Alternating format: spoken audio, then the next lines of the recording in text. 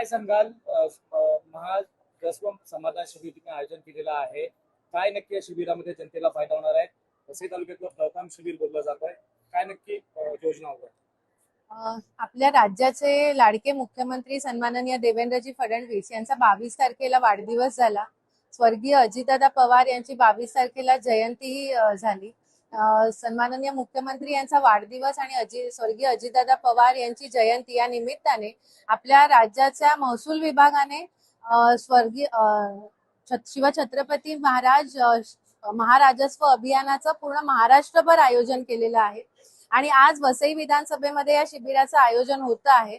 आपण पाहत असाल की हजारो लोकांनी या शिबिराचा लाभ घेतलेला आहे. या शिबिरामध्ये महसूल विभागाच्या पुढाकाराने इतर सर्व शासनाचे विभागही सामील झालेले आहेत. मत्स्य विभाग असेल, कृषी विभाग असेल, ग्रामविकास विभाग असेल, महानगरपालिका असेल, तसंच महसूल विभागाच्या सर्व योजना, सर्व सेवांचा लाभ आज या शिबिरांमध्ये दिला जातो आहे.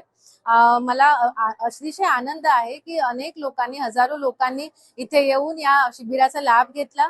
आणि मी प्रांत अधिकारी सन्माननीय शेखर गाडगे सर, तहसीलदार सन्माननीय दीपक गायकवाडजी आणि त्यांचे सगळे अधिकारी यांचे मनापासून आभार व्यक्त करते की त्यांनी अशा प्रकारचं आयोजन या शिबिराचं या विधानसभेमध्ये केलेलं आहे. आणि अशाच पद्धतीने या पुढेही अशा शिबिरांचं आयोजन नक्की शासनामार्फत केलं जाईल, असं आज मी आपल्या समोर लोकांना ग्वाही देते.